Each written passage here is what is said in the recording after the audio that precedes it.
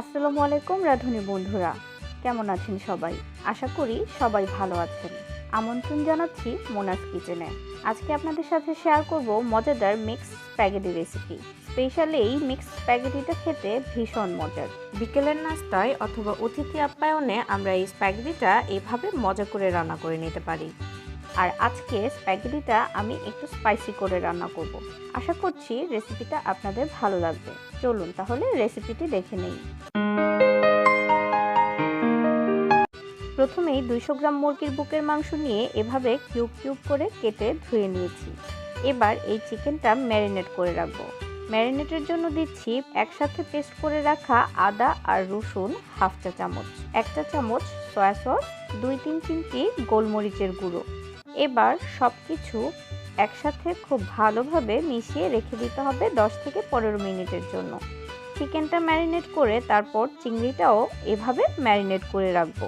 সেজন্য এখানে আমি 100 গ্রাম চিংড়ি ভালোভাবে ধুয়ে এভাবে মাঝখান থেকে 2 ভাগ করে নিয়েছি। এবার এতে দিচ্ছি 1 চা চামচ সয়া সস, 2-3 চিমটি গোলমরিচের গুঁড়ো। সয়া সস আর গোলমরিচের গুঁড়ো দিয়ে চিংড়িটা ভালোভাবে মেখে নিচ্ছি। আর চিংড়িটা আমি মাঝখান থেকে এভাবে 2 ভাগ করে দিয়েছি। আপনারা চাইলে আস্ত চিংড়িও ব্যবহার করতে পারেন। চিংড়িটাও ভালোভাবে ম্যারিনেট করে কিছুক্ষণের জন্য রেখে দিচ্ছি। এবার চুলায় একটি বড় সাইজের হাঁড়ি ভালোমতো গরম করে এতে 3 টেবিল চামচ তেল দিয়ে দিচ্ছি। তেলটা গরম হয়ে এলে ম্যারিনেট করা চিকেনটা এর মধ্যে দিয়ে দিচ্ছি। চিকেনটা তেলের মধ্যে নেড়েচেড়ে রান্না করে নিতে হবে। আর এই চিকেনটা সেদ্ধ হতে খুব বেশি সময় লাগবে না, 5 থেকে 6 মিনিট রান্না করে নিলেই হবে। আর এর মাঝখানেই আমি 1 প্যাকেট স্প্যাগেটি আগে থেকেই কিছুটা লবণ দিয়ে সেদ্ধ করে নিয়েছি। এর ভেতর থেকে কিছুটা পানি বের হয়ে চিকেনটা সেদ্ধ হয়ে যাবে। স্প্যাগেটিটা আমি স্পাইসি করে রান্না করব, তাই চিকেনটা সেদ্ধ হয়ে এলে এতে 1 চা চামচ হট পেপার সস দিয়ে দিচ্ছি। স্পাইসি খেতে না চাইলে এই সসটা বাদ দিতে পারেন। সসটা দিয়ে চিকেনের সাথে ভালোভাবে মিশিয়ে নিচ্ছি। আর এর মাঝে পানিটা শুকিয়ে কিছুটা ভাজা ভাজা হয়ে এলে চিকেনগুলো হাঁড়ির এক পাশে রেখে ম্যারিনেট করা চিংড়িটা দিয়ে দিচ্ছি। আর নেড়েচেড়ে রান্না করে নিচ্ছি। 2 থেকে 3 মিনিট চিংড়িটাও রান্না করে নিতে হবে। এবার চিকেন আর চিংড়ি একসাথে ভালোভাবে মিশিয়ে দিচ্ছি। খুব বেশি কড়া করে ভাজা যাবে না, আর এ পর্যায়ে চুলার আঁচটা মিডিয়াম থাকবে। এবার এতে দিচ্ছি কিউব করে কেটে রাখা মাশরুম 100 গ্রাম। এখানে আমি বাটন মাশরুম ব্যবহার করেছি। মাশরুমটাও মিশিয়ে দিয়ে তারপর এর মধ্যে দিচ্ছি ছোট ছোট করে কেটে রাখা সসেজ 3টি। এবার সব কিছু একসাথে 3 থেকে 4 মিনিট রান্না করে নিয়ে চুলা থেকে নামিয়ে নিচ্ছি। এ পর্যায়ে আমি আলাদাভাবে আর কোনো সস ব্যবহার করছি না। 3 থেকে 4 মিনিট সব কিছু একসাথে ভাজা হয়ে গেলে আমি চুলা থেকে নামিয়ে নিচ্ছি। এবার সেই একই হাঁড়িতে 3 থেকে 4 টেবিল চামচ তেল দিয়ে নিচ্ছি। তেলটা গরম হয়ে এলে 1.5 টেবিল চামচ চপ করে রাখা রসুন দিচ্ছি। চুলার আঁচটা মিডিয়াম রেখে রসুনটা ভেজে নিচ্ছি। রসুনটা নরম হয়ে এলে দিয়ে দিচ্ছি 1.5 চা চামচ চিলি ফ্লেক্স। আবারও ভেজে নিচ্ছি। যখন রসুনের কালারটা কিছুটা লাল হয়ে আসবে তখন হাফ কাপ টমেটো সস দিয়ে দিচ্ছি আর নেড়েচেড়ে মিশিয়ে দিচ্ছি। আর এই সময় সস আর রসুনের মিশ্রণের ফলে সুন্দর একটি স্মেল আসতে থাকবে।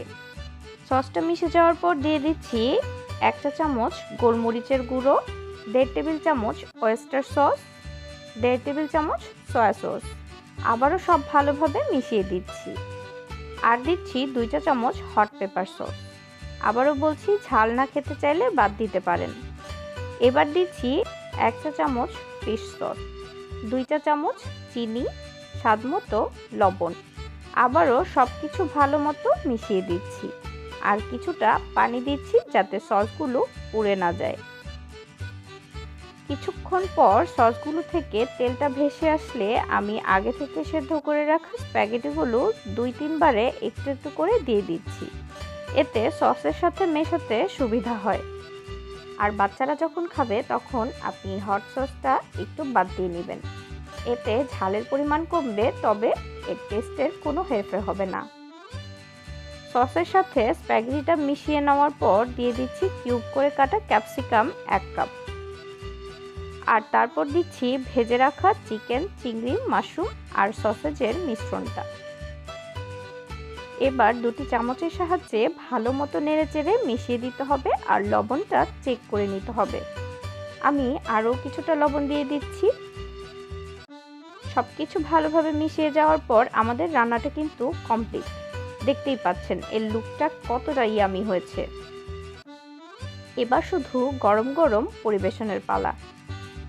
এভাবে স্প্যাগেটি রান্না করে বাসায় সবাইকে যখন খাওয়াবেন, আশা করছি আপনার বাসার সবাই খুব পছন্দ করবে। আশা করছি আজকের রেসিপিটি আপনাদের ভালো লেগেছে। আমার রেসিপিটি ভালো লাগলে অবশ্যই বাসায় ট্রাই করবেন আর আমাকে জানাবেন আজকের রেসিপিটি আপনাদের কাছে কেমন লেগেছে। আর আজকের ভিডিওটি যদি ভালো লেগে থাকে অবশ্যই লাইক, কমেন্ট এবং শেয়ার করবেন। আর আমার চ্যানেলে নতুন নতুন ভিডিও পেতে অবশ্যই আমার চ্যানেলটি সাবস্ক্রাইব করে বেল বাটনটি অন করে দিবেন। Thanks for watching. Stay safe and happy.